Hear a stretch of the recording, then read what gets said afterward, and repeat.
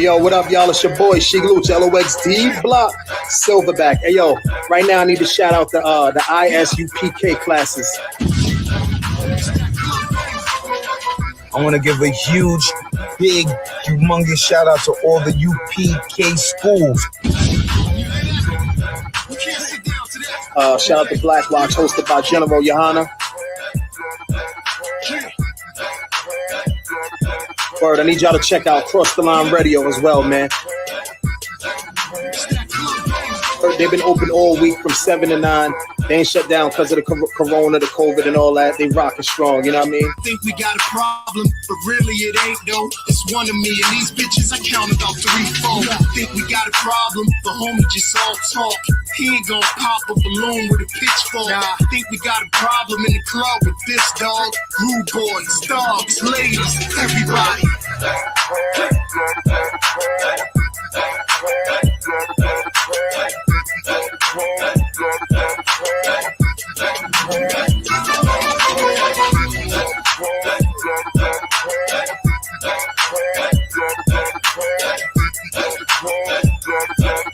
Yo, shit, what they want?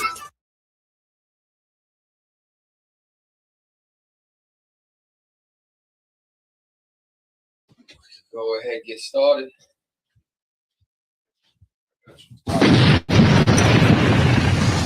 We in this beautiful school in Delaware. Y'all did a hell of a job with this place too. I'm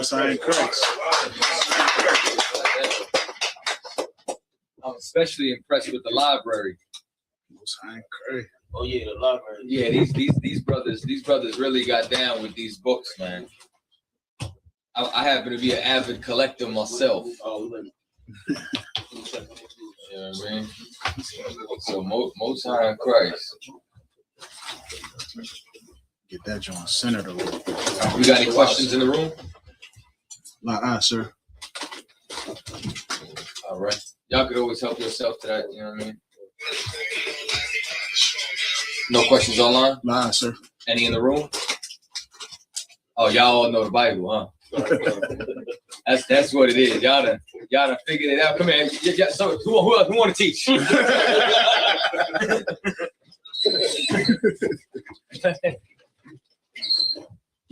All right, let me see what I got for y'all then. Hold up.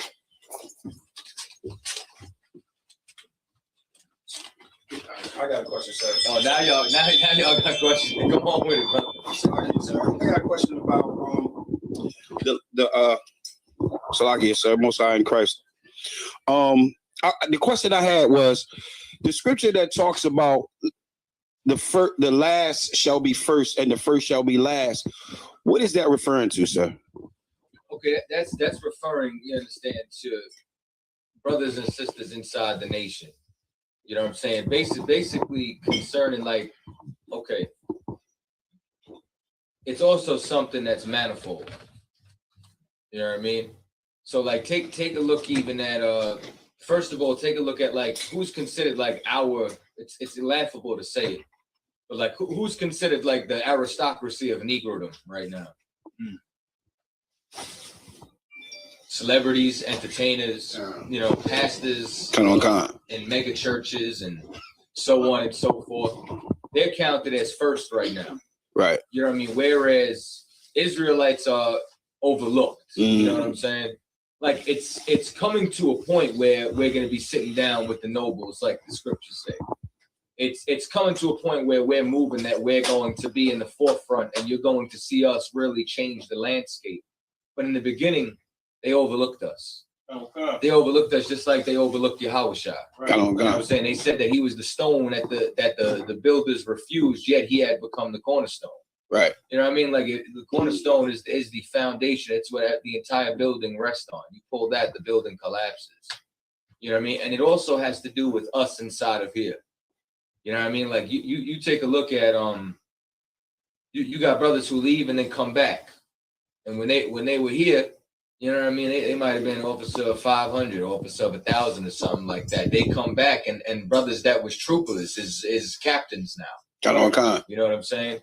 Because the first shall be last, the last shall be first. What puts you first and moves you last is your works. Right. You understand? Is that there's going to be a changing of the guard. There's going to be a time when Christ rules, you understand, and those underneath them are going to be put into the forefront. And what determines your position is how you move and operate inside of this work. Because remember, matter of fact, give me Matthew 5 and 17. Got on con, sir. Bible shot.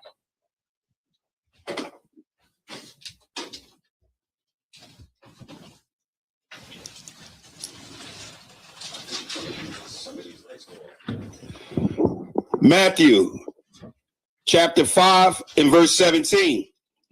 Think not that I come to destroy the law or the prophets. I am not come to destroy, but to fulfill. You understand? So I am not come to destroy, but to fulfill. Now we just went over I think last night what fulfill really means. Fulfill means to keep the law in its entirety. Right. When we read inside of Second Ezra, it stated that those that were clothed in white, much similar to Revelations, because they're basically the same vision, were the ones who fulfilled the law. You have to keep the law, statutes, and commandments, all of them in its entirety. Read on. For verily I say unto you, till heaven and earth pass, one jot or one tittle shall in no wise pass from the law. You understand? So a jot and a tittle, if we were to translate, it would be like crossing every T, dotting every I. You know what I mean? It's every stroke in the alphabet. You know what I mean? Like a tittle would be like in the ah. After you make the ah, a tittle would be like that line that you put through it. You know what I'm saying? Or like when you do the sa, those three lines, those three little short strokes. It's a short stroke of your pen. You know what I'm saying? And a dot, of course, you know, it's a shorter one. Got on con. Read on. Till all be fulfilled. Yeah. Whosoever therefore shall break one of these least commandments and shall teach men so, he shall be called the least in the kingdom of heaven. So do people do that now? God, sir. Who does that now? Christian church, sir. Okay, how are they in this society? They're higher up, sir. They're high. You understand? They listen, some of them got jumbo jets. Who was it that their daughter was scared and called Creflo Dollar's daughter? Creflo Dollar's daughter one time, you know what I'm saying, called the police, you know what I mean, and they asked her address, and the place was so big it had its own zip code. She couldn't even tell them the address. You know what I'm saying? It was like, what's your address? One? Like one what? What? All for one and one for all. I'm here right now. You know what I mean? Like they live deliciously, but they shall be called least in the kingdom. Why are they going to be called least in the kingdom? Because they told you didn't have to follow the law. That's right. Matter of fact, I think it was Creflo Dollar himself who said, what did he say? Outside of that, he wants to line everybody up who doesn't pay tithes and spray him with a Uzi. So like it's, I believe he said Satan trying to get you to keep the law. Right. That's what it said, because without breaking the law, he said you can't fall under grace. That's how he said. So, and once again, he never read, you know what I'm saying, what shall we continue in sin that grace may abound? Because the Christian church gives you a license to sin. Right. You know what I mean? Like Christians police righteousness. And as a result, they shall be the least, no matter how great they were here. Right. Read on. But whosoever shall do and teach them, the same shall be great in the kingdom of heaven. So if you want to be great in the kingdom of heaven, you have to not only keep the law, but you have to teach men to do so. You have to be an example of it, and you have to be able to make sure that you're able to fish people in, because what was the first order that Christ gave? What? Follow me, sir. What else? Finish it. Not sure, sir. Anyone else? You were right with follow me, but there's more to it.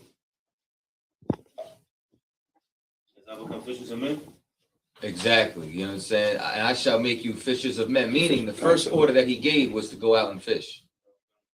You know what I'm saying? Follow me. We followed him, and then he sent us out to fish. Okay? Can I read it, sir? Please. This is Matthew chapter 4 and verse 19. And he said unto them, follow me, and I will make you fishers of men. You understand? And now this is the Brotherhood Class. Like, what's more brotherly than giving up your life to make sure that every other Black and Hispanic is straight? You know what I'm saying?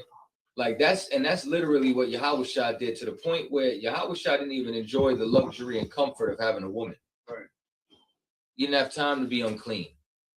You didn't have time to worry about, you understand, a sister's emotional streak, or to protect her, or to make sure that, you know, she got shelter. So the foxes have holes, the birds have nests, but the Son of Man had no place to rest his head. Why? Because he was trying to make sure that he'd be able to raise the dead, trying to make sure that he could cleanse the lepers. He was trying to make sure that he could be a father to the fatherless. Which is exactly what he did. You know what I'm saying? So in order for you to be great, and this got to be, it's amazing how many people I hear say, I keep the law. You know what I'm saying? More so in particular outside the UPK. I hear people, you understand, starting to wake up to, you understand, our true identity, and they say, I keep the law. What are you saying? You're not saying anything. Right. You know what I'm saying? Like saying that you keep the law is like saying, I breathe air. You have to. Right. It's a natural function of life. Like, what are you talking about? Like saying I drink water. I drink beverages. Okay. Don't do it for 3 days. See what happens to you. You die. He who keeps the law and teaches men to do so, the same shall be called great in the kingdom. So what you telling me is that you just keep the law. You don't want to be great. You want to be average. You know what I mean? Like, think about that. Like, it like, this is universal and practical knowledge. You understand? That's what this Israelite school teaches. Israelite school of universal and practical knowledge. That if you were to apply these things that we do in here to your everyday life and function, they would be able to work. Like for example, right? If you go onto your slavery, right? How do you get a promotion? You work hard, sir, and you do as you're told. You be on time. What if you do the bare minimum? What if you just show up right on time? You just do your workload, and then you leave on time. You never do overtime. You never do extra. You never cover nobody else's shift. Who are they gonna give the promotion to? You or the cat who did overtime, came in early, you know what I'm saying, and takes care of everything on his shift? They will give it to the second person because he's working above his load. Right. You know what I'm saying? Kind of one concept. Like you don't progress by doing the bare minimum. You excel by going above and beyond. So saying that you just keep the laws, that's the bare minimum. Was it ever an option not to? You know what I'm saying? Like, I thought the commandments of God were to be obeyed. So why are you talking like it was an option? Like it's an accolade? Like you're supposed to get some kind of gold star for it? Guess who else kept the law? The rich man. Right. Was that enough? Sir. How do you know? Because Yahushua said it. Matter of fact, grab that for me, bottom of the shop. There's a question online when you're ready. Okay. What is it in the meantime? Sister had a question about Jeremiah chapter 31 and verse 21. Okay, we'll get there in a minute.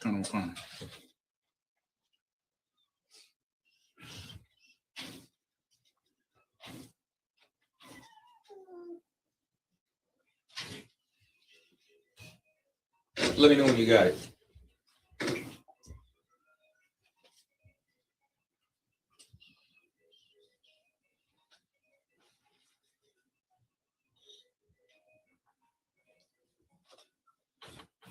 I believe. All of them have accounts of it.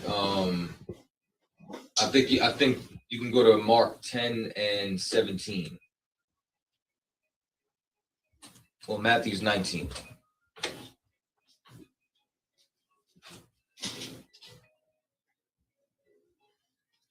Okay. Oh, the shop, you good? Okay. Book of Matthew, chapter 19, verse 16.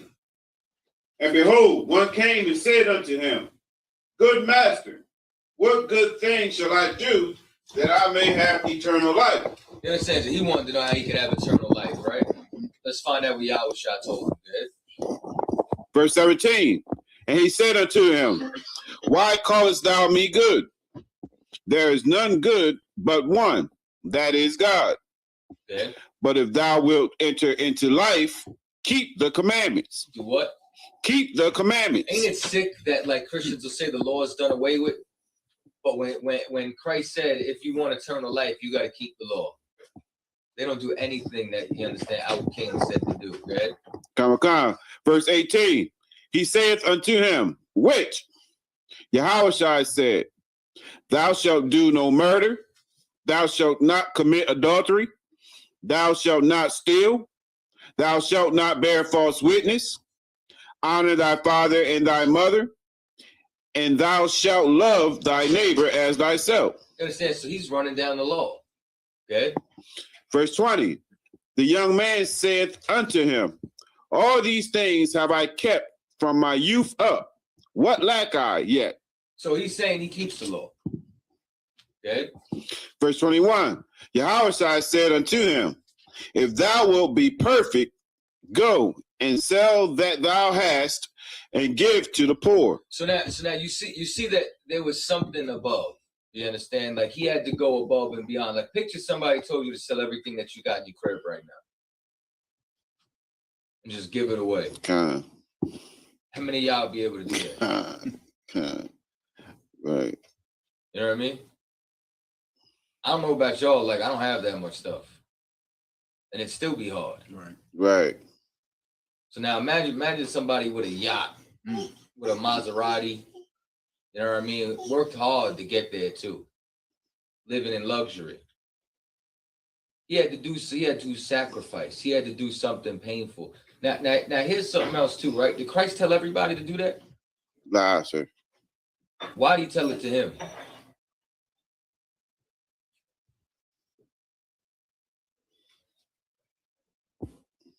Because he was rich. Okay, because he was rich. What else? Answers? In his heart lies his riches. This is true. So because his heart lies with his riches, as you would say, what would that mean for him? You gonna give it chances? And that's where he put his security in. That's where he put his security. You got your hand up? He was in the world. His love was in the world or not? Okay, well, I don't know if I could. Okay, he was in the world, but he was keeping the law. But like, what else?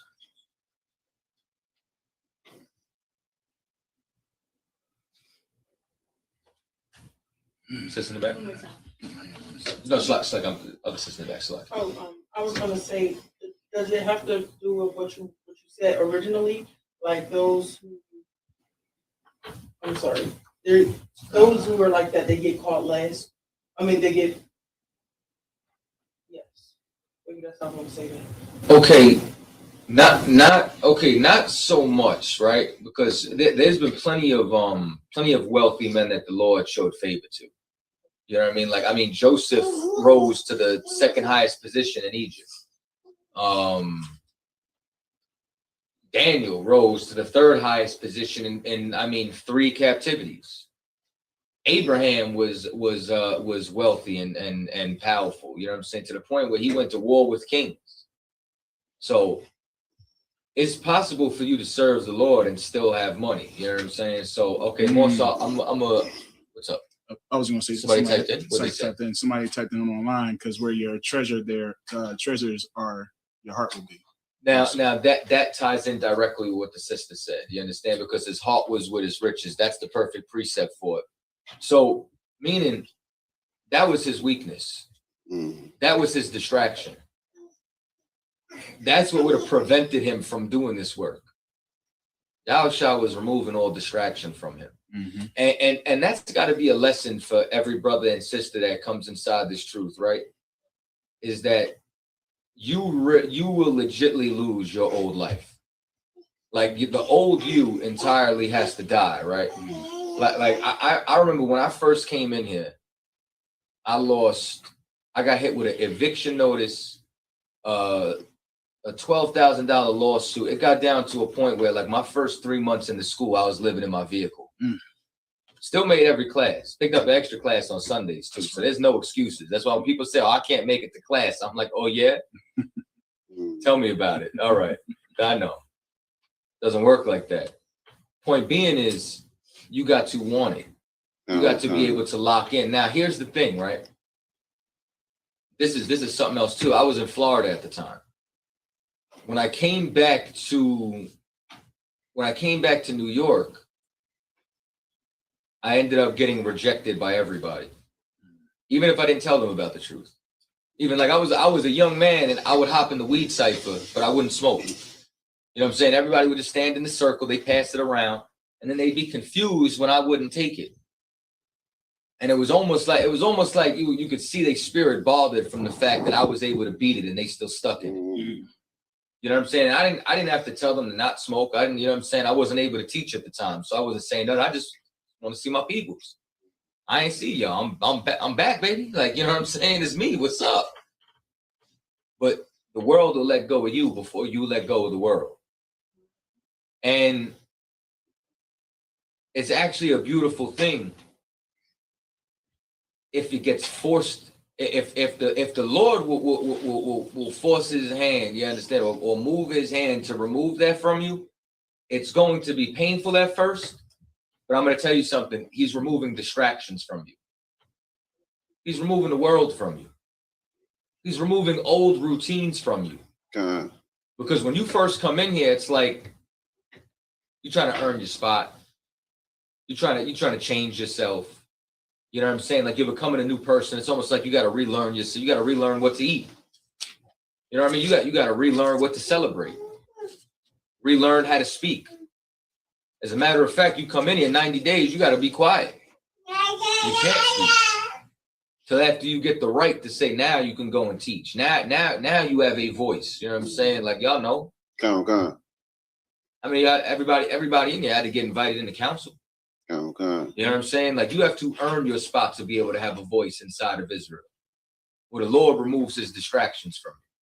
You know what I'm saying? Removes, you understand, the things inside your life that's going to prevent you from being who he called you to be.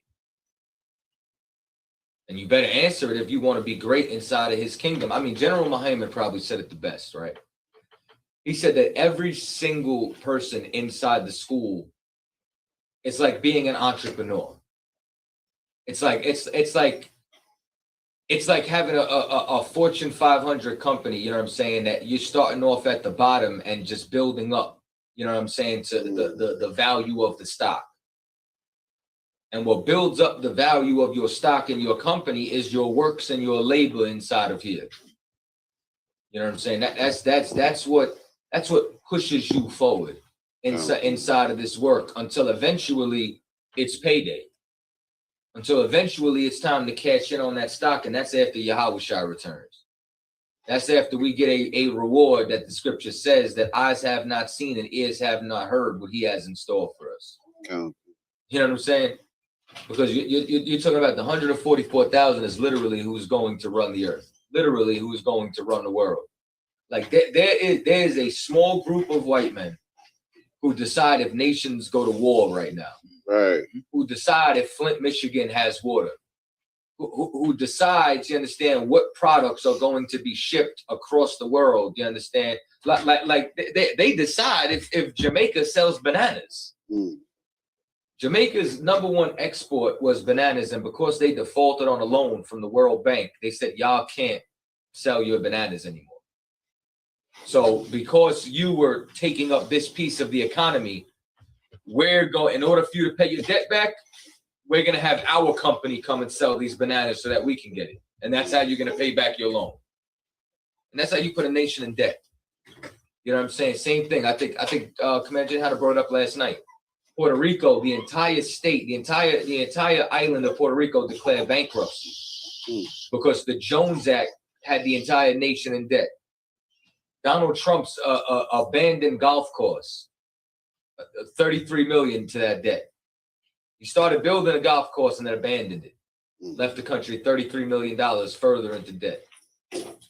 And just so you know, if you don't know what the Jones Act is, anything that gets shipped to Puerto Rico has to get shipped twice.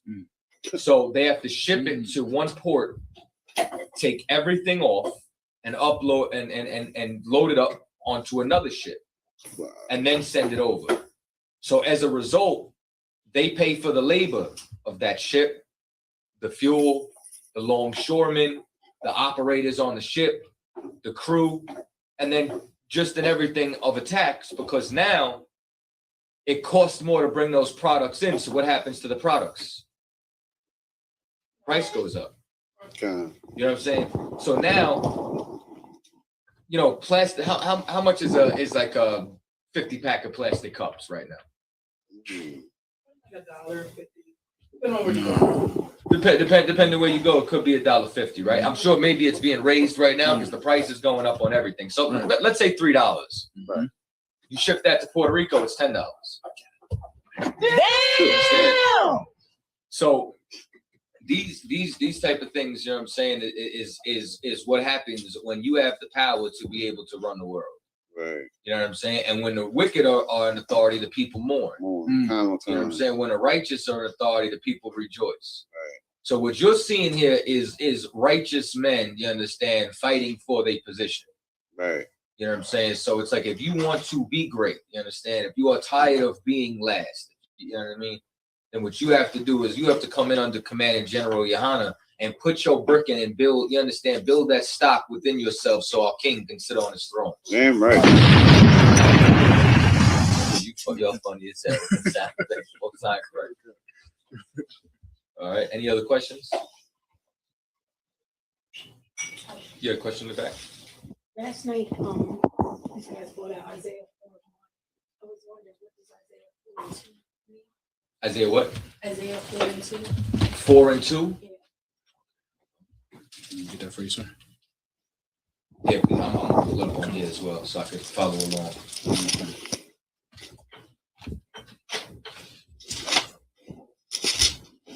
Come. All right. Book of Isaiah, chapter 4, verse 2. In that day shall the branch of the Lord be beautiful and glorious, and the fruit of the earth shall be excellent and comely for them that are escaped of Israel. You understand? So what is Israel escaping?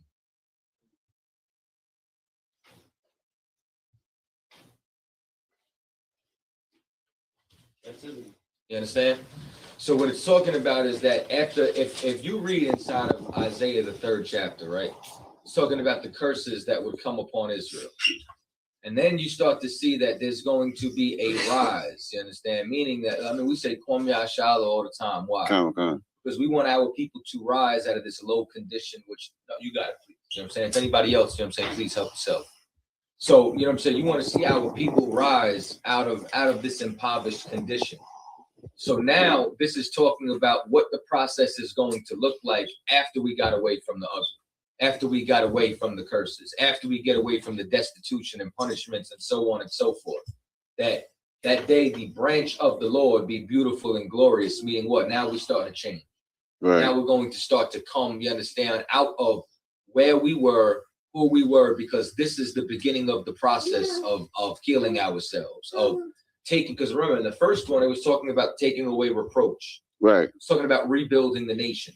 Once we start to take away that approach and then rebuild the nation, now there's going to be beauty and glory inside of the earth. You understand that the Lord is going to excel the escaped of Israel, those who escaped oppression, those who escaped these curses. Okay? Please. Would this be a precept of Romans, the 11th chapter? Which one? The is that the olive branch and the wild olive branch? Could you use that for that? Okay, I wouldn't. I wouldn't. because they're gonna say, well, that branch could be anything. You know what I'm saying? Like you like if there's a word specifically, especially for a breakdown like that, to really convince somebody who's got to see the doubt in their mind, olive branch is what you necessarily really want. Now there is a precept, I believe, in Jeremiah that refers to it, but you don't even have to leave that chapter. Like it says everything that you need directly there. You know what I'm saying? But you thinking properly. You know what I'm saying? Trying to find a way to galvanize that scripture. That answer your question? Salak, you sir. So it's not talking about. I thought it meant the ISUPK in this. What? I mean, in this day it is. Did we not escape the world? We not starting to return to? Have y'all been to a past? How many of y'all been to a past? That's right. Not beautiful and glorious and amazing and wonderful. And you know what? And did not 7 women take hold of one man? Keep your cover. Don't blow your cover. I know about that. Right. Prophecy, huh? Any other questions in the room? No sweat. You said somebody had a question online. Come, sir. They had a question about Jeremiah chapter 31, 21 through 28. Jeremiah 31, 21, and to what? To 28.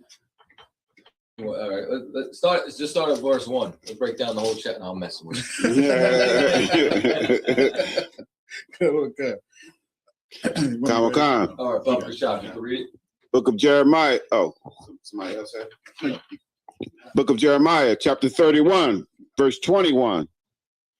Set thee up waymarks, make thee high heaps, set thine heart toward the highway, even the way which thou wentest. Turn again, O Virgin of Israel, turn again to these thy cities. Okay. Verse 22. How long wilt thou go about, O thou backsliding daughter? For the Lord hath created a new thing in the earth. A woman shall compass a man. Okay. Thus saith the Lord of hosts, the God of Israel. As yet they shall use this speech in the land of Judah and in the cities thereof, when I shall bring again their captivity. The Lord bless thee, O habitation of justice and mountain of holiness. You know what? I'm trying to see if this will jog my memory because I remember this, but not enough to understand for me to just reteach it to you right now. Say that for Thursday. You know what I'm saying? Matter of fact, I'll ask General Mahayman Thursday because you know what I'm saying. I vaguely remember it, but I want to make sure everything I tell you is succinct. All right.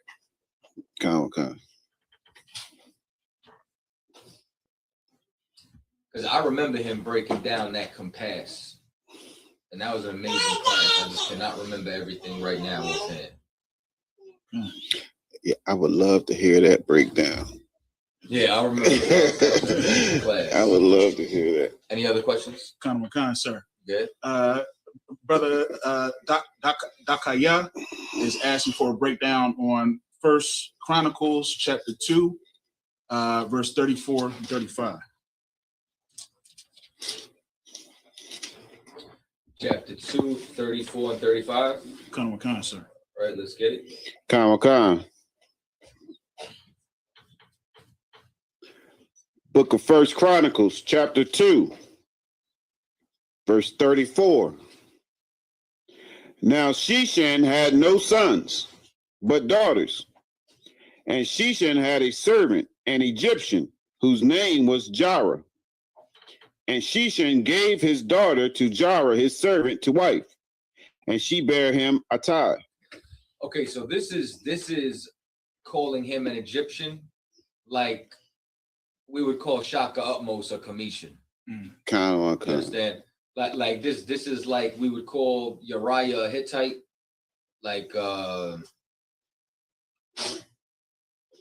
Elijah a Tishbite. You know what I'm saying? But this is a little bit more, you understand, derogatory than the other two. I mean, like we call people either from their lands, how they act, how they maneuver. Right. You know what I mean? So this cat right here was somebody who didn't shake Egypt. This is a cat. This is a cat like who he was with us, but he wasn't with us. Like he came out of Egypt and was still in the world. So as a result, you call him an Egyptian. It's like, we call y'all be inside of a class and then Jeremiah says it's just because the cat is American. Right. Verse 35. Now he could be an Israelite. Why is he calling him an American?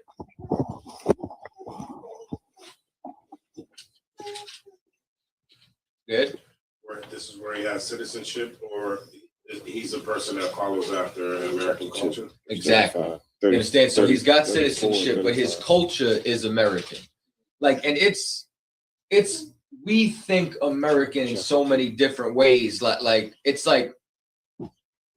It's why so many people can't come all the way home into the truth, because to them, having just one leader or not voting, we all don't decide.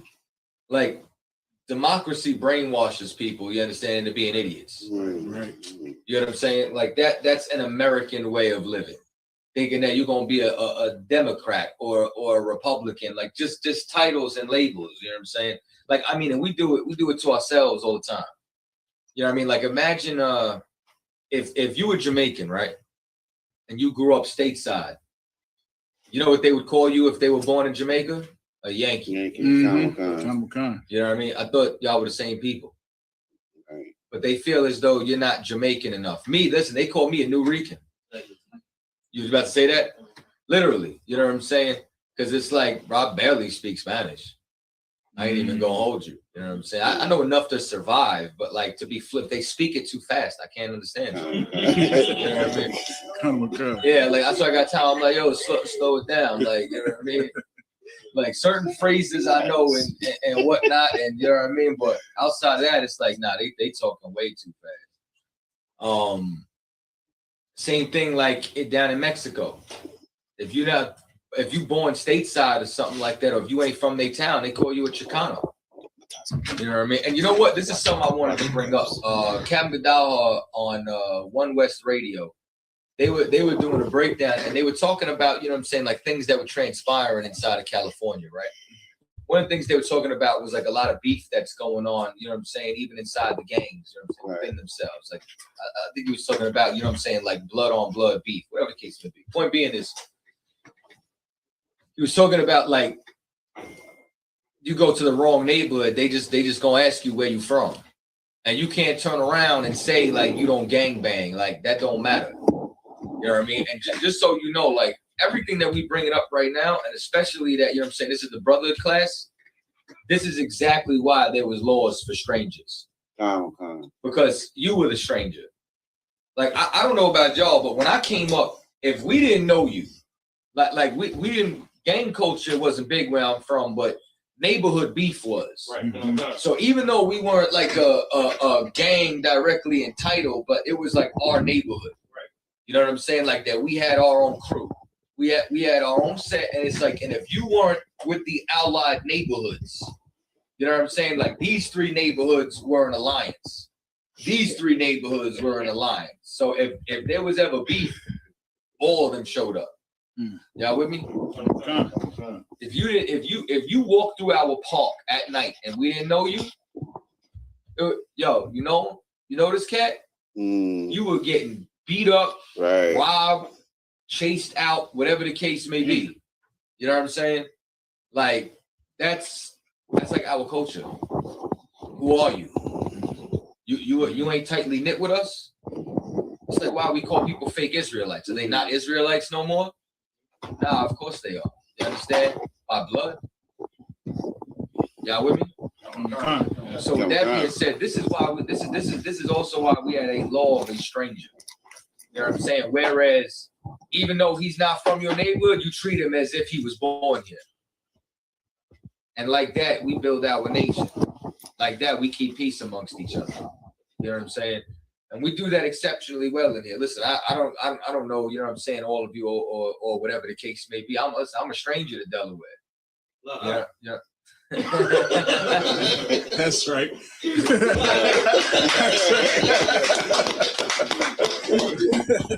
get what I'm saying. Man. Oh, God. You know what? All right, let me give you a different example. You know what I'm saying? Like Parasha came from the UK. Never met him before. You know what I'm saying? Picked him up from the airport. And I'll tell you what, it's because of that day that I understand like how Samuel knew that David wasn't there that day. Like you know how it said like he's like, where is he? I'm supposed to look at him and know him. When Parasha turned that corner, I didn't know what he looked like. As soon as me and him looked at each other, we knew each other. Right. You know what I'm saying? Like as well as me and Knock looking at each other right now with familiarity. And then he stayed at Captain Zakar's house. And Captain Zakar treated, if y'all ever stayed at Captain Zakar's crib, you already know. You know what I'm saying? Is greater than a 5-star hotel. Yeah. You know what I'm saying? Like you waking up in the morning and there's just trays of food. Like this tray is hash browns, and this tray is scrambled eggs, and this tray is toast, and this tray is pancakes. This is an assortment of all cranberry juice in cups. You know what I mean? Like, and it's delicious. You know what I'm saying? Like that's what it's like. You know what I'm saying? Like living. I mean, listen, and no doubt. Listen, up here, I came up here, but the brother was like, "I got a room for you." You know what I'm saying? I got this for you. Matter of fact, here's my car. You know what I'm saying? Go where the hell you want to. That's right. You know what I'm saying? You got me driving in style. I'm cheating on Yolanda the Honda right now. You got a question? Good, sir. Just a comment. When I was in Nicaragua, me and my rib was down in Nicaragua, and we never met the brother before. I didn't know who he looked like. I didn't know nothing about him. So I was on the phone, and he's like, "I'm gonna meet you at this place, Metro Centro." Right? So he got out the bus, and she was like, "That's him right there." And I'm like, "Oh yeah," and I just looked at him, and he just looked like UPK. Right. So I was like, "We gonna follow him." So we followed him up to the spot because we was behind him, and we was just walking behind him. And then when he got to the spot, he called me and was like, "Hey yo, Knock, I'm right here." I was like, "Yeah, I'm right behind you." But we knew who he was because he just looked like UPK in Nicaragua. Because you can see the spirit. You know what I'm saying? Like that's what I'm saying. That's what it means to like know somebody. Now, let's say that brother from Nicaragua that nobody knows what to come over here. You treat him like he was born here. Okay. You treat him like you know him. Right. Okay. You know what I'm saying? Like, and that's what. And think about it. Like somebody comes from another country. You know what I'm saying? Like they gonna have a whole different accent. You know what I'm saying? Like I joke with the brothers from the UK sometimes and stuff like that. Like I'll be like, yeah, because y'all got Celsius and you know what I mean, and all that other weird stuff over there. And what the hell is cricket? You know what I'm saying? And then we laugh. You know what I'm saying? But then we put on Biggie and we both jam. Right. You know what I'm saying? Like then we go out to eat. We, you know what I'm saying, have some hamburgers and you know what I'm saying, and kick back. You know what I'm saying? Drink some liquor together because these are our brothers. That is in essence why we have a law of the strangers. So there's strangers that's not your people, and then there's strangers that you treat like they homeborn because you don't know them. Because they talk with an accent. You know what I'm saying? Okay. If I could, sir, just a question. Let's say you was to adopt a child. How would you deal with a foster child? I mean, okay.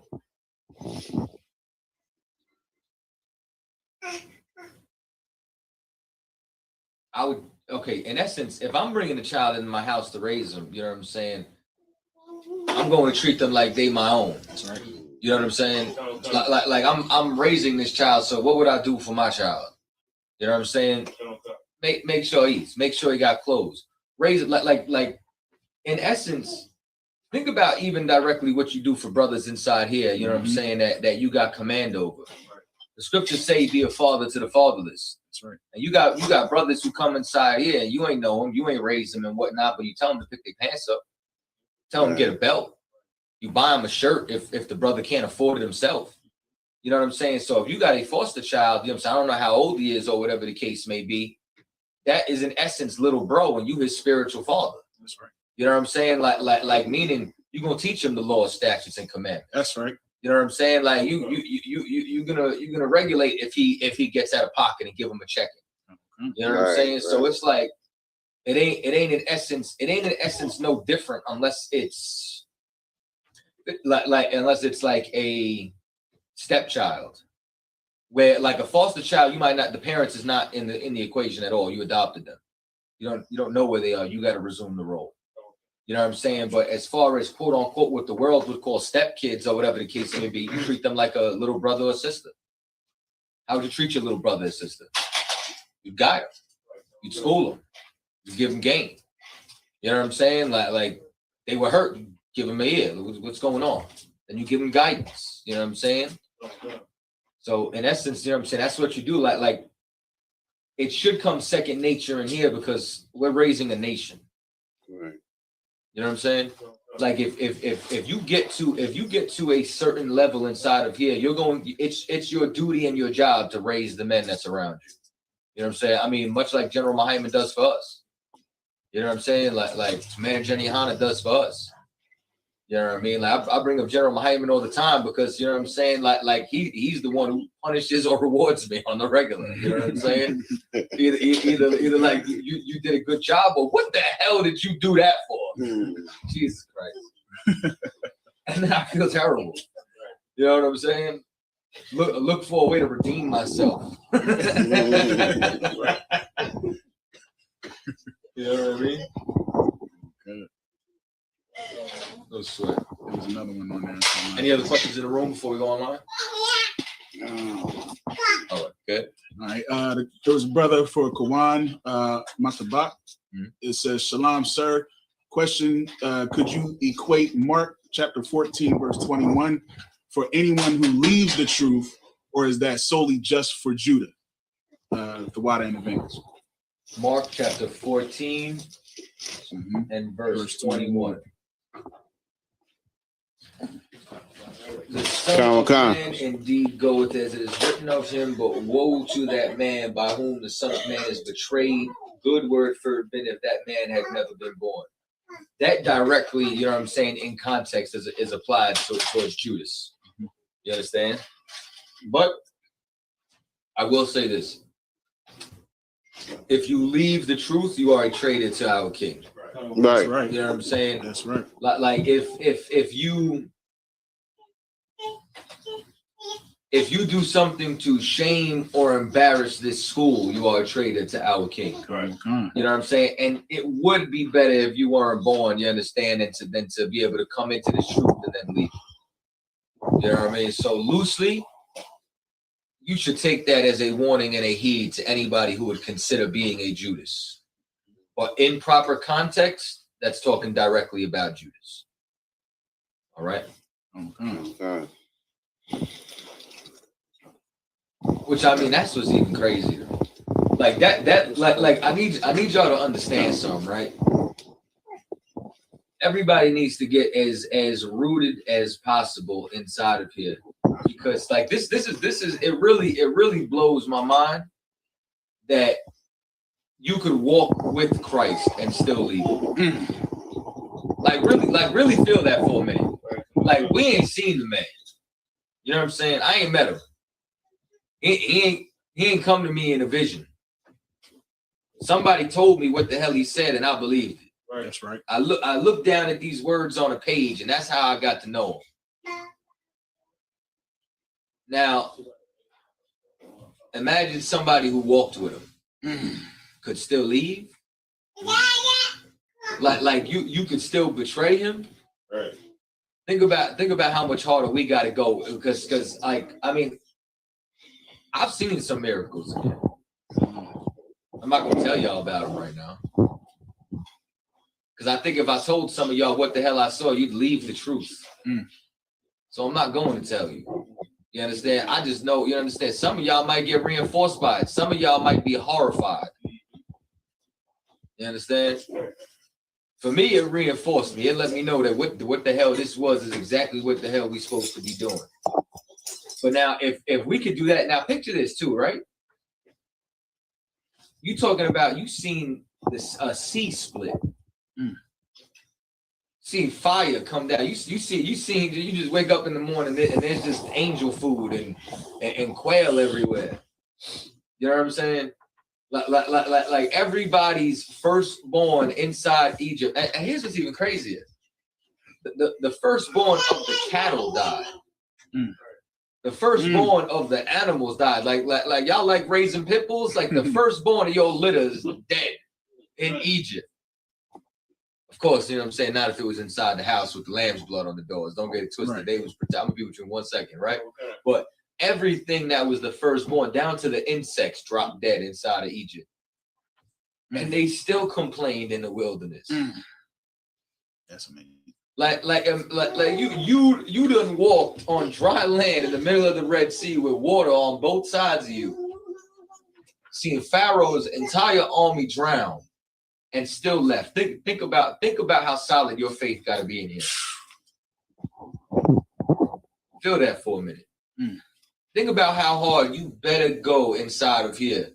You know what I'm saying? And like, even if you don't understand something, you better harp on it until you do. You better harp on it until it becomes clear as day that everything inside of here is right and exact. What you gonna say? So like, if I could, would you? Okay. Okay. It's a lot of questions. I'm gonna try to make it one.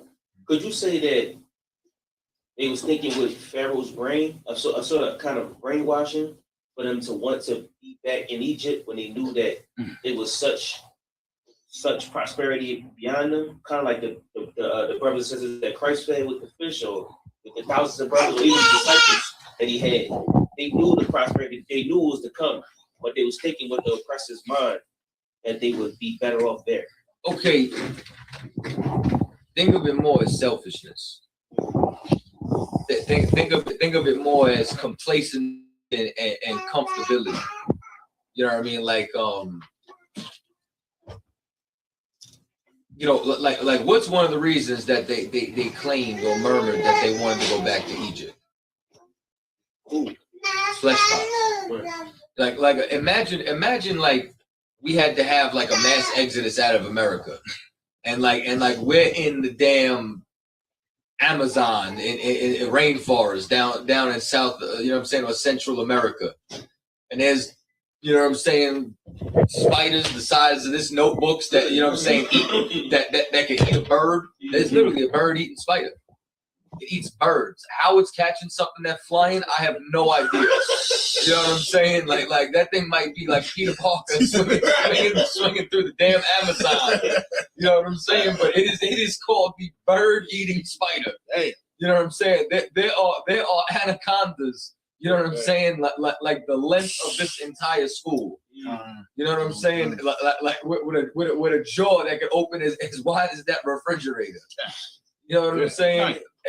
And Lord knows whatever, there might be some goddamn chupacabra out there. You know what I'm saying? Like I don't know. You know what I'm saying? Like listen, the frogs are poisonous in the rainforest. Right. A poisonous frog.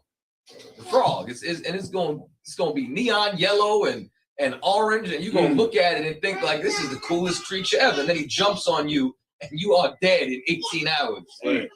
Right? You know what you're gonna be saying? So like we can't go back to Texas. They had Whataburger. Whataburger. You know what I mean? Like America had Chick-fil-A. Right. You know what I'm saying? Like, damn, I miss those crispy chicken sandwiches. Listen, I need a spicy chicken deluxe right now. You know what I mean? No pickles, no tomato, large fries, and can I get a lemonade and iced tea mix? Shit like that. You're not finding that. You know what I'm saying? Like you find any chocolate, you know what I'm saying? Like it's on a tree. Right. You even got time to process it. You know what I'm saying? So it's like they were comfortable and selfish. You know what I mean? Because to build a nation takes a certain level of sacrifice. They weren't willing to sacrifice comfort. They weren't willing to sacrifice I mean, that's it. Weren't able to sacrifice. And that's why people can't soldier up inside this truth. Because think about how much, you know what I'm saying, even in my short stay, your short stay, all of our short stays in the truth. Think about how much you lost. Think about the jobs you sacrificed. You know what I'm saying? Like how many of y'all lost to slavery in here? How many of y'all been evicted? How many of y'all lost the rib? You understand? Like, do I gotta keep going? Like you, how many of y'all lost friends? Family? That's what I'm saying. So it's like there's a certain level of sacrifice that you have to have. I mean, sleep. Forget, like, what is that? Right. You mean that thing Christians do? like, ain't no sleep around here.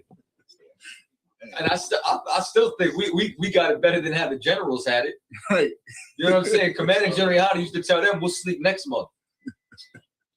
Not tomorrow. Not even next week. We can't even sleep next Tuesday. Like, you know, he said next month. That's amazing. That is an amazing thing to me. You know what I mean? And they weren't willing to be a soldier, because I'm gonna tell you something, right? Nobody who left the truth doesn't know this is the truth. They know it. That's why they came in here. That's why they changed their name. You know what I'm saying? It said, call me something that a colonizer can't pronounce. Damn right. You know what I mean? They changed their life, even if it was for a short time. That's right. They ain't leave for no other reason than the fact that they just couldn't soldier up another day. They couldn't hurt. You understand? They couldn't hear somebody say that they was in a cult. They couldn't hear somebody say, you don't eat pork? Good. When that worldly, what do they call them? Thoughts. When you know what I'm saying? When OG Thotty Johnson turned around and said, I can't be with a nigga who don't smoke, and he folded. You know what I'm saying? They couldn't deal with rejection, the pain of rejection inside of here. They wanted comfort. Right. They wanted acceptance. You have to be able to sacrifice in order to be in here, in order to build a nation. And these other nations do it. You know what I'm saying? Listen, take a look at the East Indians. They will pack like 30 of them into one house. You know what I'm saying? All their kids in one room, just in sleeping bags, wrapping around the entire room. 1 little, 2 little, 3 little Indian, all in their crib. You know what I'm saying? And then what they'll do is they'll rotate. And they'll stack money, and then this one moves out, and then this one moves out, and then this one moves out, and then this one moves out. That's what they do. The Chinese do the same thing. The Chinese will pack 50 of them into that dirty apartment. Right. You know what I mean? No furniture, no nothing. Why? To sacrifice for the future. Exactly. You know what I'm saying? To sacrifice, you know what I mean, for the next generation. That's what you got to do. You got to be willing to suffer inside of here, because everybody loves Yahweh Shah till it hurts. You know what I mean? Then that's when it's got to go out the window. Right. You know what I mean? Everybody loves Yahweh Shah till you have a bad day. Which here's something else, right? You get to a certain rank in here, you can't have a bad day. That's right. You can't. Like, could you picture calling General Muhammad, right? And then he's screening your call. I can't counsel him right now because I had a bad day. Good night. I need some me time. I need a self-care day. You know, Yeah. Could you picture that? So why do you think you get to do it? Right. Now, if you a trooper or officer of 50, you can have a bad day. You know why you can have a bad day? Because I can't. Right. Because General Muhammad can't. Because General Haas and General Mayak and Islaki for going out of order, you know what I'm saying? And all the way down to the captains, Captain Talbot, Captain Mashak, you know what I mean? All the way on down, we can't have a bad day.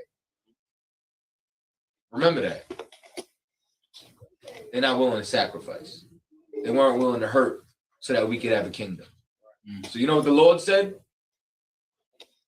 What do he say, Not? For good. Christ or the Lord? The Lord, yeah, you know, the Most High. He perfect? No, he said none of you niggas are coming to the kingdom. That's what he said. Because realistically, who made it to the kingdom? Moses? Moses ain't crossed the Jordan. Who made it? Two brothers. Two brothers. It was only two brothers who left Egypt who made it into the kingdom. The Lord got rid of that entire generation. Like I think if there's anything that anybody should learn, is that the Lord don't need that many people to start over. That's right. You know what I mean? He really don't need any of you. He made all of us. He can make humanity again. How many people survived the flood? 8 souls were saved by water. 8. How many people is on the planet right now? There's at least 2 billion in China alone. You know what I mean? There's a lot of them Asians, boy. There's 2 billion of them.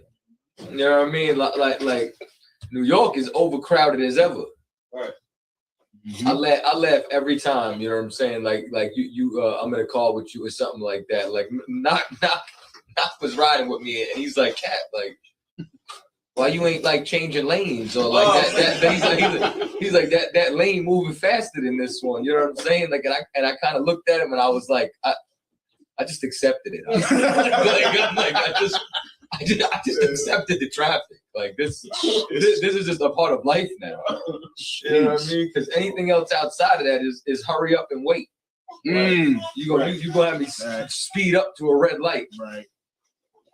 You know what I'm saying? Traffic, right. Let's just leave early and cruise.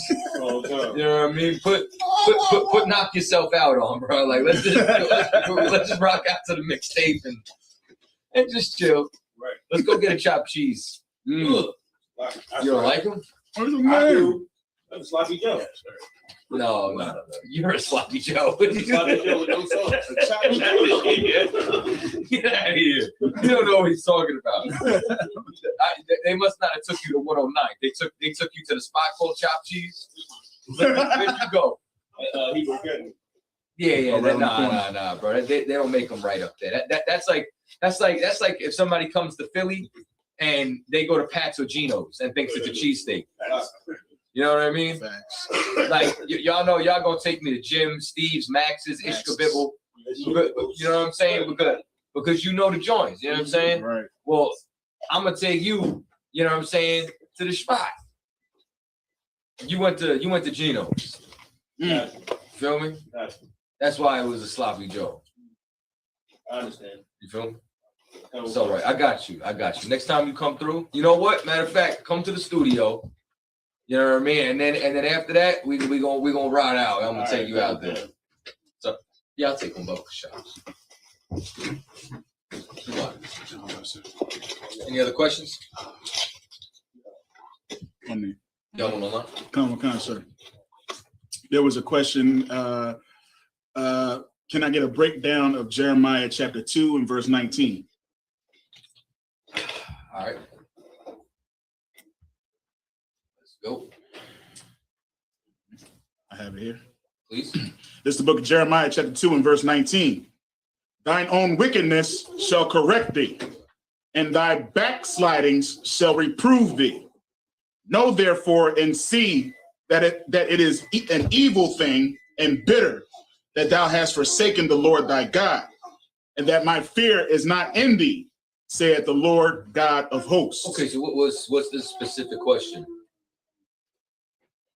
She didn't break it down. Is it a breakdown? Is it a specific part of the scripture? Yeah, she just asked for a breakdown of Jeremiah 2 and 19. How does someone's wickedness correct thee? If she just wants a breakdown, we break it down. Come on. So like it, sir, how was someone's wickedness corrected? Mm-hmm. So like my wickedness was corrected when I came into the school. Like being taught that I was being wicked. But this says your own wickedness shall correct you. Oh. So like, your own wickedness shall correct you. Like maybe like the things that you're doing in the dark come to light somehow, or like say like if you're doing something and the brother could be in class talking and speak to the issue of what you may be doing or something, and you feel guilty. All right, how about this, right? If I told you don't stick nothing. I got one. Appreciate you, Zero. I'm too up for now. You know what I'm saying? So if I told you don't stick nothing in the electrical socket, and then you take a key and stick it in the electrical socket, what happens? You get shot. You gonna do it again? No. Your own wickedness corrected you. Come on, God. You know what I mean? Like meaning that the penalty, you know what I'm saying, for what you did is what is supposed to correct you. You know what I mean? Like when you decide to become an alcoholic or a wino and your teeth fall out, you're supposed to know it's time to stop. You get what I'm saying? like your backsliding shall reprove thee. Meaning you go back. Hold on one second.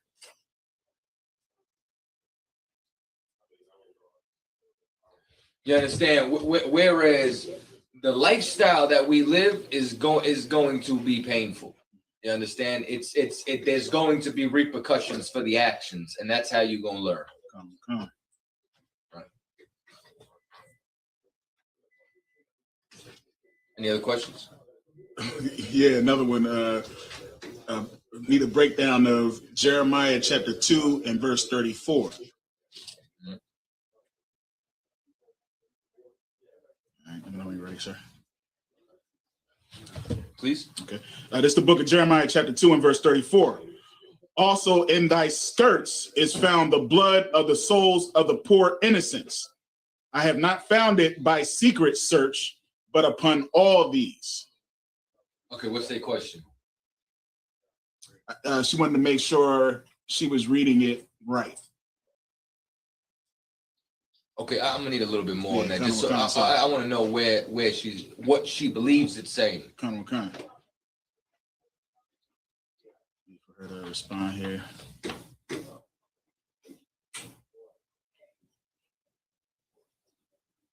Any others? While we wait. No, that was it. Any other questions in the room? Oh. I know. Knock got another one. Come There's one. I see it. Hold on one second. Come on. What's up? How do we address critical race theory in classrooms? It's a conversation about teaching children about race and I guess the plight of Black people in history, I guess. So it's not really teaching how savage Esau was, but it's teaching how we have an uphill battle. So how do we go about? I mean, I feel like your whole life is critical race theory. Absolutely. In here, you know what I'm saying? So okay, so what specifically? Okay. Teaching it in school, how we go about that conversation? What will be the best way that a UPK officer will go at critical race theory in the classroom? Okay, that's I still feel like that's like a little vague, right? Okay. Because classrooms are a little bit more structured than that. Right. So it seems as though there would be a specific topic on critical race theory that they would want you to address. And it's also Esau teaching. Of course it is. Yeah, y'all saw what do you call it? He was like, got a white man teaching Black history. Exactly. You know what I mean? So would it be a good thing to push for critical race theory in the classroom? Or would it be counterproductive as a nation?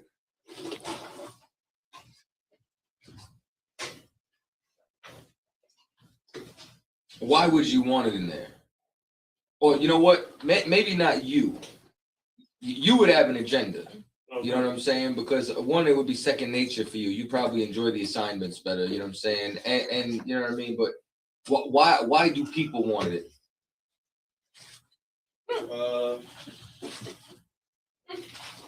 That's a good question. I believe people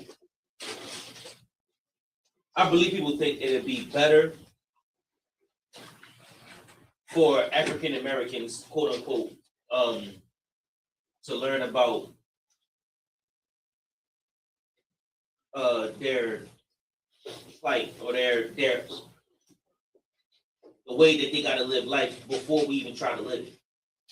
But But like, do black people not know this is? I think we know. I think white people don't know. Like critical race theory to me sounds like dear white people. Right. You know what I mean? Like it sounds like trying to change them. You can't change them. Right. You know what I mean? Like you want to turn a lion into a house cat and then get upset when, you know what I'm saying, when he tears you apart. You know what I mean? Like it's why Colin Kaepernick knelt. Well, Nelly, I don't know. I don't. Tomato. It's yeah, that's where we're at with it. It's you know, for what? Like why do we want to change them so bad? Right. You know what I mean? Like we could always educate ourselves on the plight, but educating them what? Like you think there's such thing as white guilt? Yeah, it's called white fragility. And that's when white people, you can't have a conversation with white people about white people. But so no, they don't have guilt. See what I'm saying? Like it's, I don't know. It's like I don't know. We can't have compensation from them. We have to have justice from the Lord.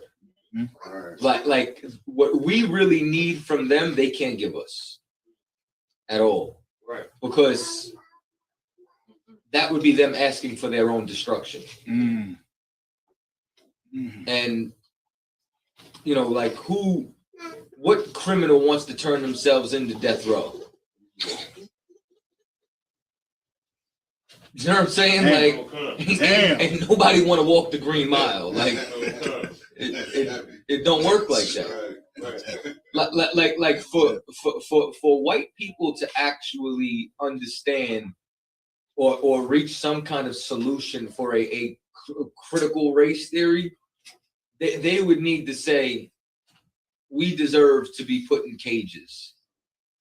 You know, please restructure our society and put us in chains. Who's gonna do that? Right. You know what I'm saying? Like none of them would. It's like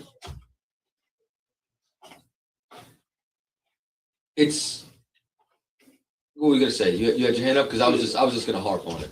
If I could, so they brought it to the classroom. They tried to push it into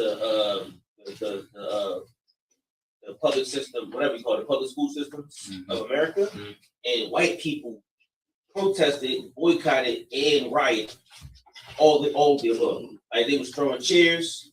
I mean, white men was pissed, and it was about teaching critical race theory. You know what I mean? And I looked at that as, you know, like you just said, Esau is just already ravenous. Esau just wants to destroy everything. So if you put Esau in front of a mirror, that's what he does. Because ugly people hate the mirror. You know what I'm saying? You know what I'm saying? So you know what I'm saying? Big ups to Captain Shop. Hey, shout out to Captain Shop. Ugly people hate the mirror. Like as soon as you said that, like his voice was in my head. Right. But that's the facts. Ugly people hate the mirror. Right. But it's clearly it's not for them. Right. You know what I'm saying? Like whoever suggested that is like looking for some kind of sensitivity training for white people. Like they are free. Like they will fight for the freedom to do whatever it is that they want to do, and they live free. Like I saw a Red Bull commercial, and like he had some kind of this devil, like these devils were jumping off cliffs and kayaking and jumping out of planes, and one of them was on some kind of aquatic hoverboard. Like they stand on this little board and water shoots out of it, and he's just flying all over the water and whatnot. And I'm like, they are in heaven. Why the hell do they want to listen to me? You know what I'm saying? Like speaking of it, you know what I'm saying? Sponsored by Red Bull. Like Travis Pastrana has an amusement park in his backyard with dirt bikes and ramps and all that. Why the hell he want to know? You know what I'm saying? That the Nina, the Pinta, and the Santa Maria were slave ships. Right. It was for his benefit. You get what I'm saying? Like they succeeded in conquering all this. Like it's you asking them to want to reverse conquering you. You know what I'm saying? Like picture having a fight with somebody, and then somebody comes back and it's just like, can we do it again? But could you lose? You know what I'm saying? Like, and now you gotta sit there and you gotta say, so I have to let you beat my ass? Right. Right. You know what I mean? Like, it don't work like that. Right. You know what I'm saying? So, but in essence, what we really need is we really need to turn back to the Lord, so that this way He can destroy them and give us what you understand what we justly need. Right. You know what I mean? In order to move forward. Yeah? And if I could, sir, one last question. The teacher spearheaded the class with a white lady named Robin D'Angelo, a white woman who supposedly talks about black people. She got a book, of course, called White Fragility, but she speaks about talking to white people about black issues. She's made a lot of money in writing this book, speaking as a so-called spokesperson or representative for black people. And white people listen to this white woman because she's able to communicate through learning the black language. And then is that little old white lady who yelled at the little white girl in class? No? Okay. She's I seen a viral clip, you know what I'm saying? Of Not her. huh? Not her. No? You know who she is though. You seen her? like a Midwestern middle-aged white woman. Okay. I mean, A Karen. Karen. That's like the only like slur we have for them that's working. Like they hate that. They do. They kind of. You know what I'm saying? Like I love calling them Karens. Yeah. I need to share this. I'm sorry, but like yo, I seen the funniest thing ever. You know what I'm saying? It was I seen a meme, right? And on the meme, you got to get the bottle. I got to rush it up. You want to hear this? So it was I was about to say a bottle. What's wrong with me? So it was a meme, and on it was like, so do beavers just like see running water and just say to themselves like, no, like not today. Nice. So then I looked in the comments and somebody called them river Karens.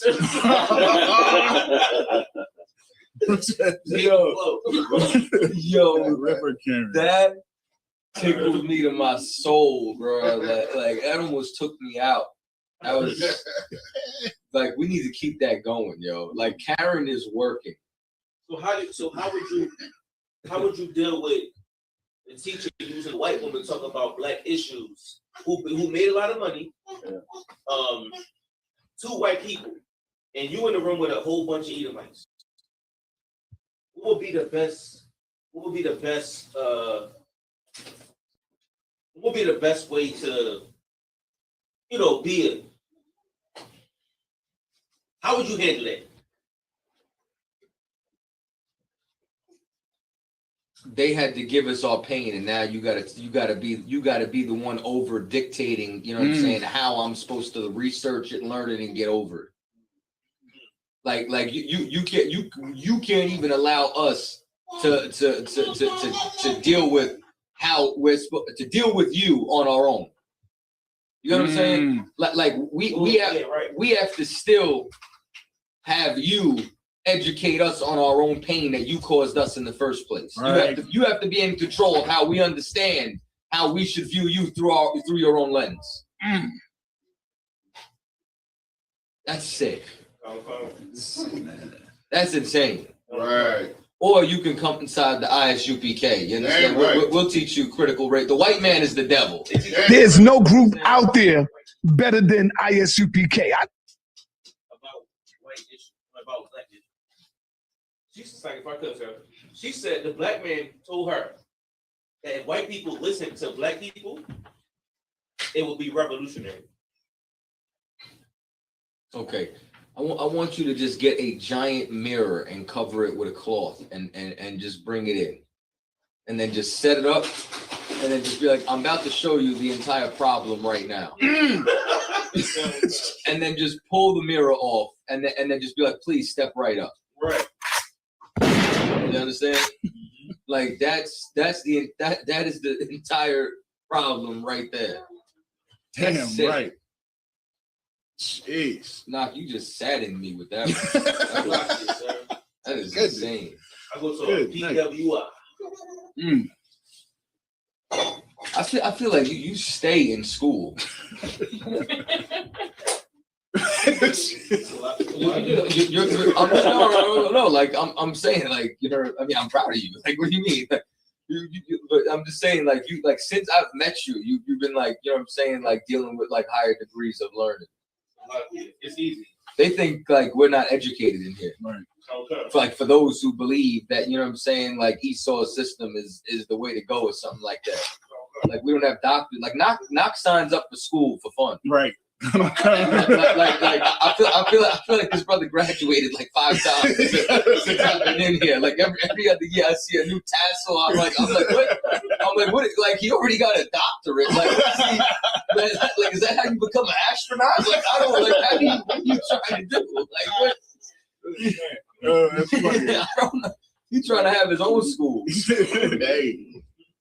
Like Knock would build his own institution and then go through it just to graduate. Like, you gotta do what I did. You gotta do it. Let me stop, man. It's amazing to me. I couldn't do it, so more power to you, man. As soon as I get under those fluorescent lights, I want to die. Man. You need to take some liquor.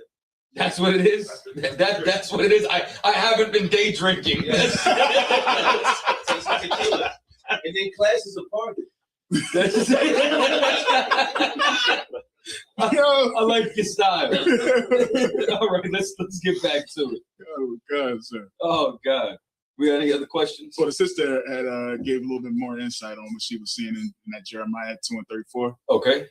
She was saying, does it say that we hurt our own people and we are doing it for the whole world to see?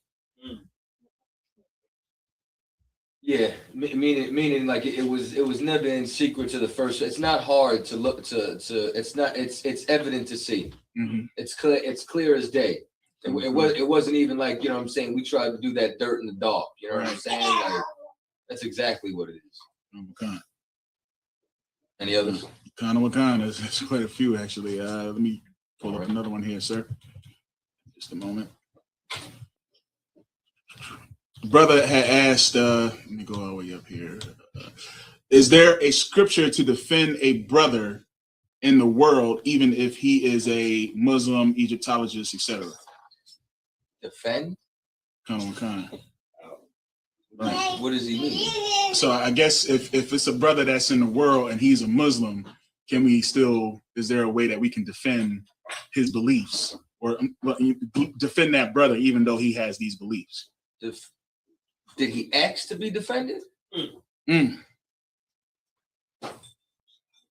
he has, then why is he in the school? That's did he ask for help? Right. You know what I mean? Like, I'm sure as hell not defending his belief. I step on Quran. That's right. I slam him on the floor. Them cats in the halal cart was mad. Yeah. It was a halal cart right in front of us. They was over there, you know what I'm saying, cutting that gyro meat like it was right. The brother said in combat. Okay. Oh, okay. What situation am I going to be in that I have to defend somebody in the NOI in combat? I guess if he was dumped on by a bunch of white boys or something. I'm just trying to understand. Let me make it more simpler. If any Black, Hispanic, or Native Indian needs protection, call Commander General Young. That's right. You understand? Regardless of what a religious affiliation or association you have. You know what I'm saying? Cole, reach out for help. You understand? But some of y'all might be getting your ass whooped, and that might be judgment. Mm-hmm. Y'all want me to interfere with judgment from the Lord because you worship an idol. Right. The Lord wasn't with him. You want listen, safety and protection is of the Lord. You'd have to actually serve the one true living God. That's right. You know what I mean? But I don't know the nature of his question or where it's coming from directly. You know what I mean? And another one. You want me to go on for that one? Want me to go on for that one? All right, the next one, Sakan UPK. Shalom, sir. If I could get a breakdown of Amos chapter 9 and verse 12. Amos 9 and 12. I have it here. It's the book of Amos, chapter 9 and verse 12. That they may possess the remnant of Edom and of all the heathen, which are called by my name, saith the Lord that doeth this. Okay, what's his specific question?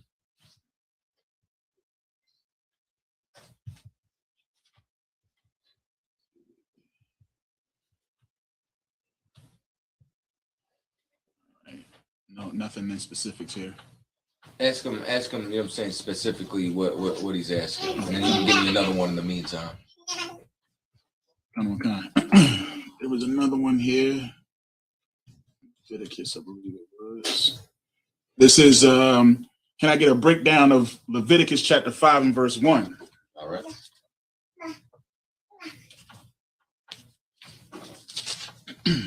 It's the book of Leviticus chapter 5 and verse 1.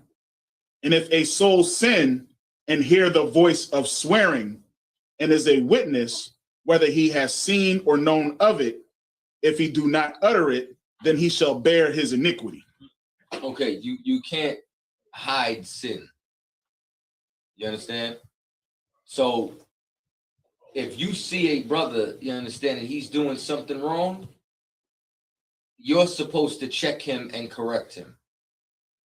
Okay. So now, what then happens if you cannot check or correct him? You understand? Give him a hand. You understand? You tell somebody who can. You understand? So it's like let's say you're 5,000. You run into a trooper who's smoking. You're gonna check him, right? What if you don't?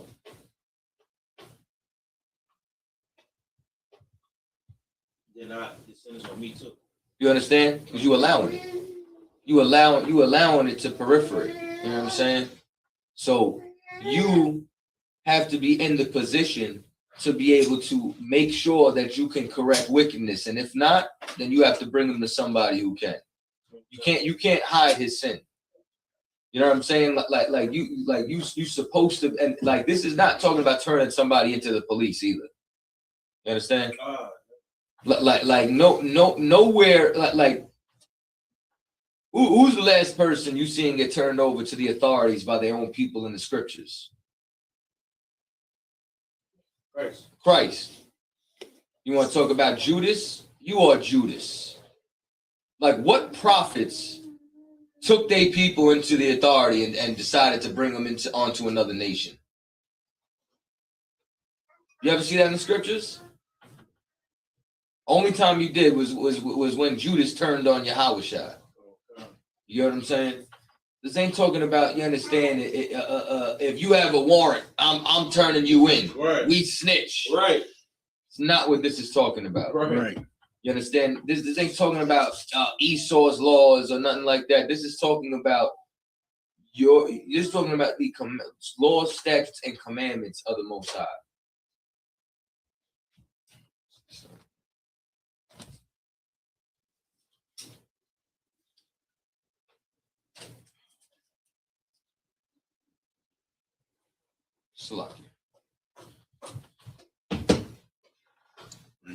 Because that's what happens, you understand, when your fake Israelite leader is a cop. He wants to deputize everybody to get more collars.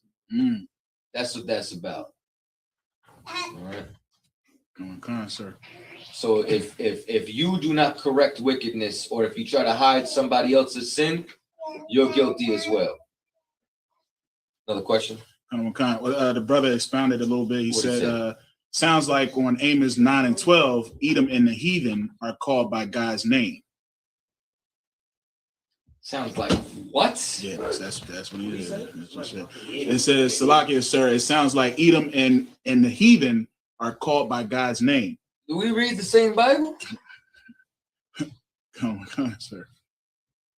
Let me read that again, sir. Please. This is the book of Amos, chapter 9 and verse 12. That they may possess the remnant of Edom and of all the heathen, which are called by my name, saith the Lord that doeth this. So he thinks Edomites get saved now? That's basically what he says. Sounds like who's the they?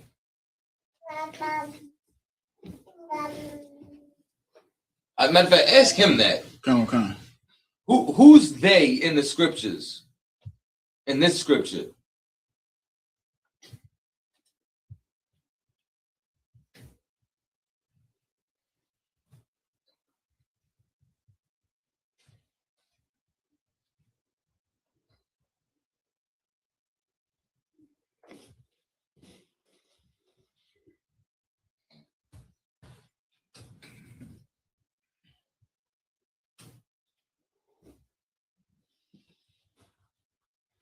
Wheeze.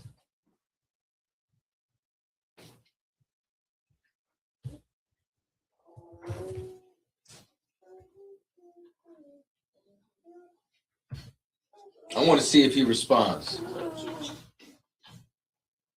He said Israel, sir. Israel. And what is Israel doing inside this scripture?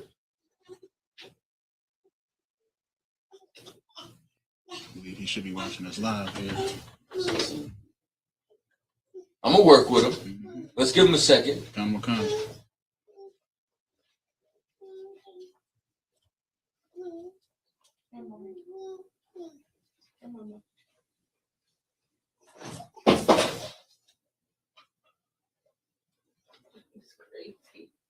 Possessing Edom. Okay. It says they're going to, and not only that, and all the heathen. You understand? So now, who's called by the Lord's name?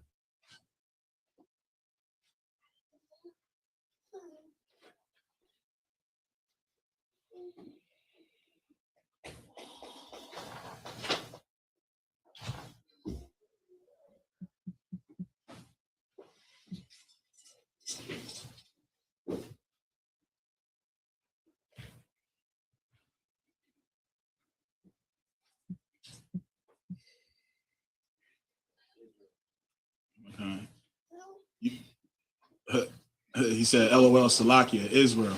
Israel. What's Israel being called by the Lord's name for?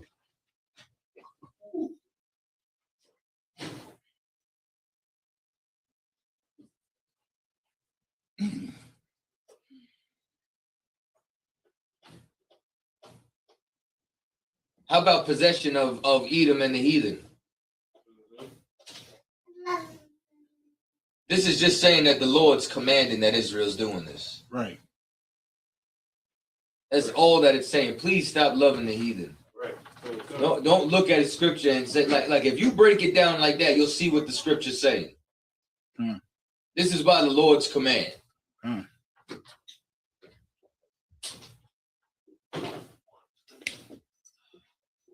That brother's in the school. Don't even answer it. He got to be a young man. It's all right. Come on. Let me see here. Brother, don't forget what you know trying to learn something new. Because you know what it can't be saying, right? What can't that scripture say? The Lord loves you. You understand? Right. Which is what Christianity wants you to think it's saying.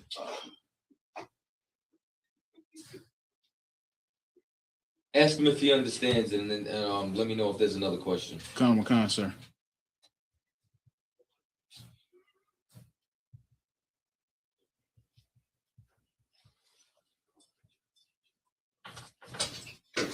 You got another one? Kind, sir. There was a question, request to break down 2 Corinthians. Get back up there. Salakia. 2 Corinthians chapter 3 and verse 6. All right. Khan.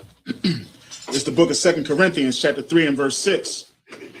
Who also have made us able ministers of the New Testament, not of the letter, but of the spirit.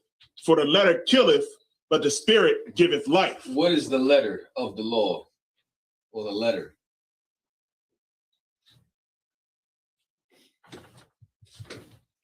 Everybody in here. Oh, come Scratching their head, looking around. Good. Yes, sir. Yeah, you got it. The letter of the law is the actual death sentence. What do you mean? It's certain laws that is a when you break that law, the penalty is death. Which is the statute. What concept? Like y'all have heard of the statute of limitation? Statute of limitation is what? The time span in which you can get the punishment equivalent for committing that crime. You understand? So laws and commandments, you know what I'm saying? Commandments is things that the Lord told us to do. You understand? Law, like these laws is how we govern ourselves. The statute is the penalty for breaking the law.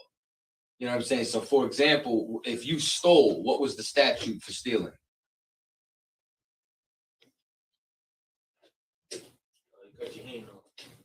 What else? You pay back 7 times what you stole. That's also a stat. Now, depending on what happened, you know what I'm saying? You would pay it back 7 times if you were poor and you were hungry. You know what I'm saying? You could get your hand chopped off, you know what I'm saying, under a different circumstance. Like that was judgment. These were statutes concerning it. You understand? So the letter of the law is going directly according to, you know what I'm saying? Oh, it says do this, do it. Put him to death. It's the penalty or the punishment that goes along with it. All right. Good. Would that be like following the law to a T? What's up? Would that be like following the law to a T, like the letter? To a T as well, because here's the other thing, right? What else can you do in judgment?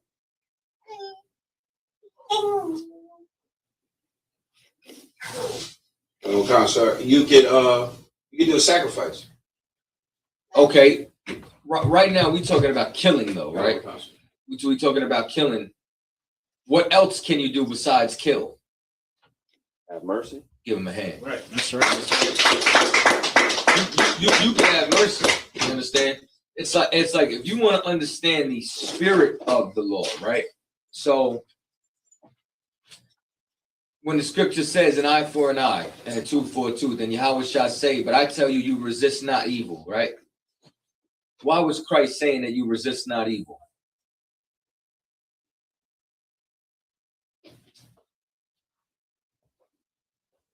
Like that, because the evil is what was done to you, and if you repay that by taking the eye, then that's repaying the evil for the evil. But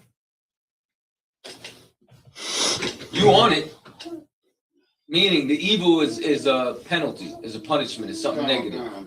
You understand? It's not saying that it's evil to do, but like, what are you not resisting? What is the evil you're not resisting? Vengeance. Revenge. Give him a hand. You understand? You're not resisting revenge. Now, can you take his eye? What else can you do?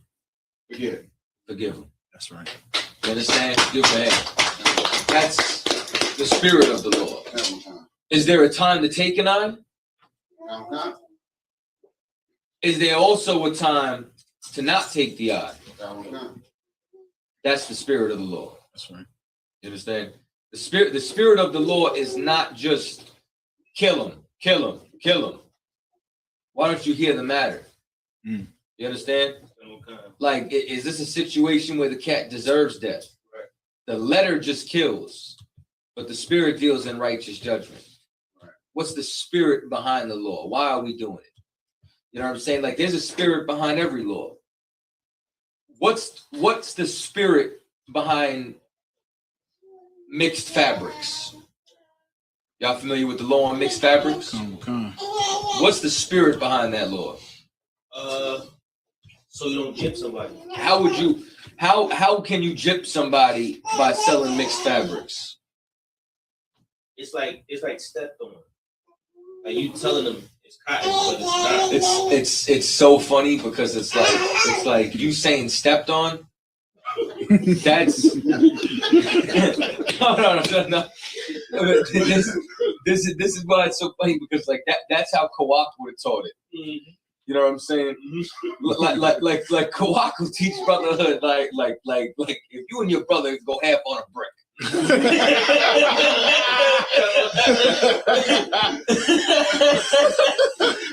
Now I'm joking, of course. You know what I'm saying? Oh yeah. But okay, so how would stepping on something be wrong? Because you're paying for this. If you do go half on a brick, What am I paying for? What am I paying for? You're paying for this quantity of this product. So if you paying for this quantity of this product and you're getting half the quantity plus something else, you're not getting what you paid for. You understand? So in essence, imagine I tell you it's silk, but it's half cotton, and I'm selling it to you for the price of full silk. So as a result, you can scheme and hustle your brother. Right. You understand? So it's like Esau has a different culture where he puts what the fabrics is on the fabric. Like that's their culture. You know what I'm saying? So the idea of not wearing a mixed fabric, it's not like the fabric is evil. It's to stop you from doing evil against your brother. Right. So if you keep the fabric 100% whole, now you ain't got to worry about somebody trying to skim corners. You know you're getting leather. You understand? Because you know who tried to pull that? I was walking through like a little flea market, and you know what I'm saying? One of my ribs was looking at the pocketbooks, and the Hamite is like, "You like this?" You know what I'm saying? Leather. I looked him dead in the face. I said, "You know that ain't leather." Right. Because that's what somebody can attempt to scheme. But remember, all the laws hinge on what two things?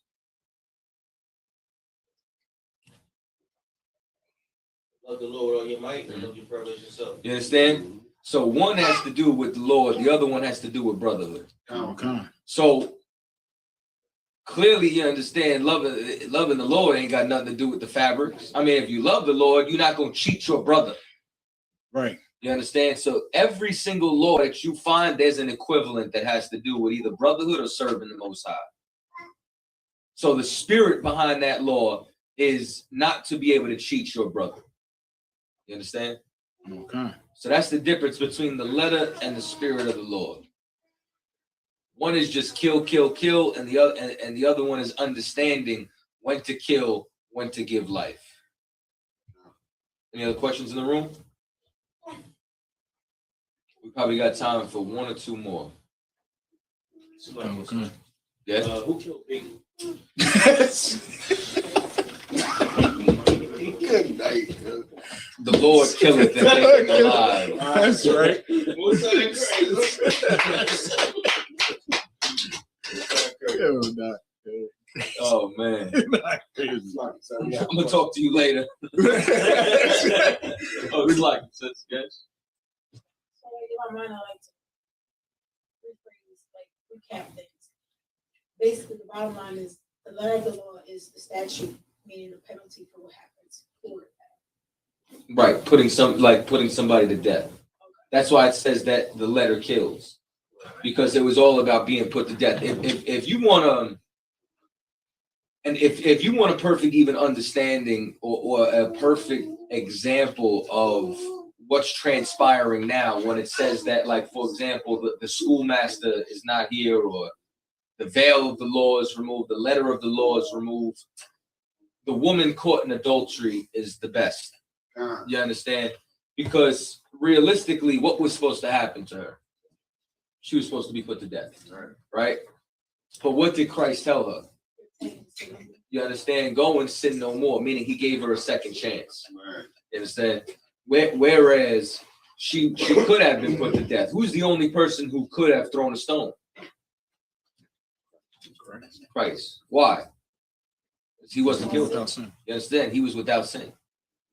So as a result, what you're seeing there is that when it says we're not under the penalty or the letter of the law, meaning that no one is coming to put you to death right now. Right. Because right now we have an opportunity to live. We have an opportunity to serve the Most High. That's what grace is about. It's about changing your life so that this way you have a time to get back to the Most High, a period of time to prove that you're worthy of life. You understand? And there's a reason as to why it's called a free gift. You understand? It's called a gift because none of us deserve it. Like what could you possibly have done in the world? You understand? To not you, but you know what I'm saying, everybody in here to deserve to be inside here right now. I don't deserve to be sitting here right now. I deserve to be dead. Like the Lord should have destroyed me a long time ago, but He didn't. Like what act? Like think of an act in the world that you could have done to put you in this seat. Walk up the steps, come to the door. Without that's to come here. But walking up steps is what made you deserve being here. That's just what got you here, physically. What did you do? What could you have possibly done in the world? What act that do you believe in your head deserved to get you here? Stepping on shit? Let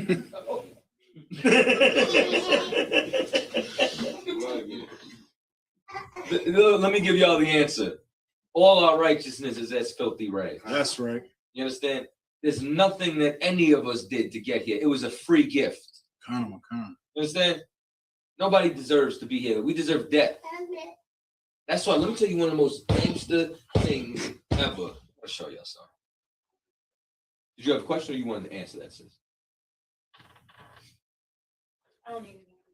Oh, no sweat, right? Give me this. Then after that, you know what I'm saying? Hold on, let me see.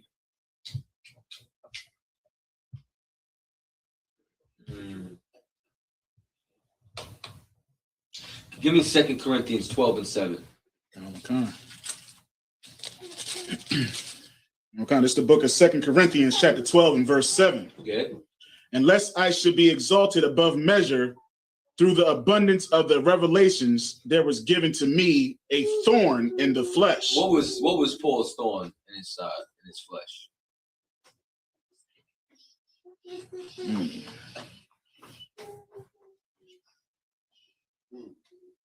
Don't believe it says. It doesn't.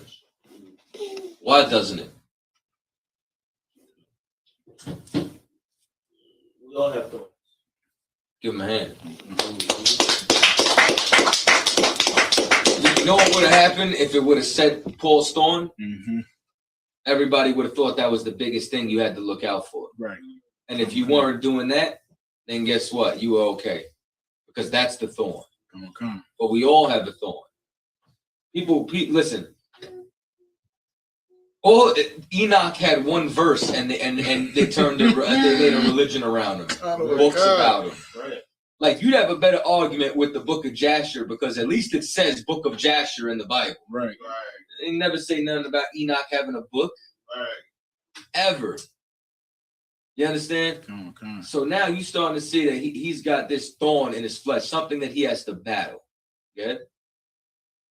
The messenger of Satan to buffet me, lest I should be exalted above measure. Read on. For this thing I besought the Lord thrice, that it might depart from me. 3 times he asked the Lord to remove this from him. Yeah? And he said unto me, my grace is sufficient for thee. What does that mean?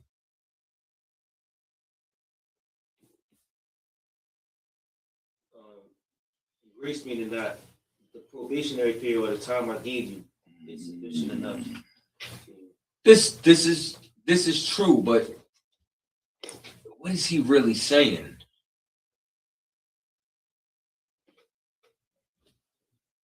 You gotta live with that. I can't remove it. That's something you have to deal with. Okay, you right. Why? Why is he so like what is the real spirit? My great that is one of the most gangster lines in this whole book to me. I speak as a man.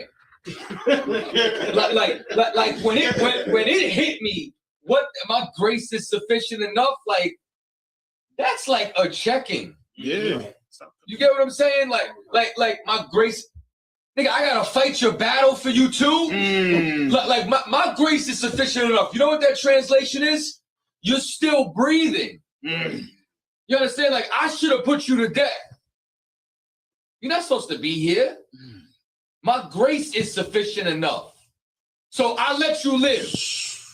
Now I gotta fight your battle for you. Now, so I let you live. You understand? You got an opportunity at life. What? Now you can't suffer. Now you can't fight. Now you can't struggle. I already ain't pulled a trigger. What else you want? Read on. That's gangster. My grace is sufficient for thee, for my strength is made perfect in weakness. How's that happen? So, enlighten all of us. You read it one more time?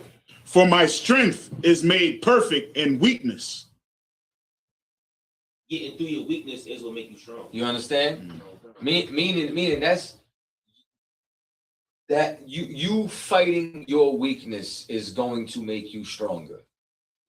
You have to fight that. So it's like you don't turn around and pray for the Lord to remove things. You understand? You ask for anything, ask for more strength. You understand? Ask for the inspiration to be stronger. So that this way you can get some fight in you and then go fight the battle and win it. Or go bang a tambourine or put on a purple shirt. You know what I'm saying? Like it makes no difference to me.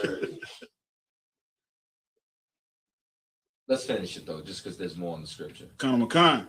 Most gladly, therefore, will I rather glory in my infirmities, that the power of Christ may rest upon me. Y'all understand?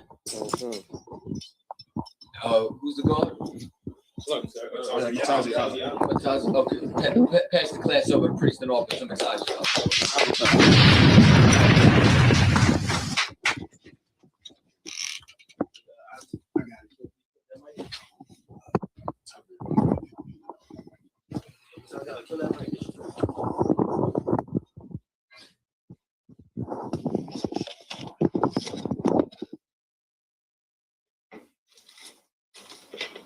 ISUPK security announcements.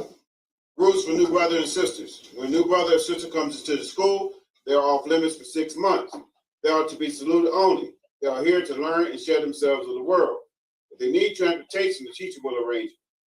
After 6 months, if your brother or sister has an interest in a particular person, they are to seek counsel from the heads. Tithes, which is a commandment. Numbers 18:21, Malachi 3:8-10, means 10th in the Hebrew, by Asherah. 10% for every penny of any increase the Lord gives you. Priest fund was his free will offering for the priest, not mandatory. It's whatever amount you like to donate.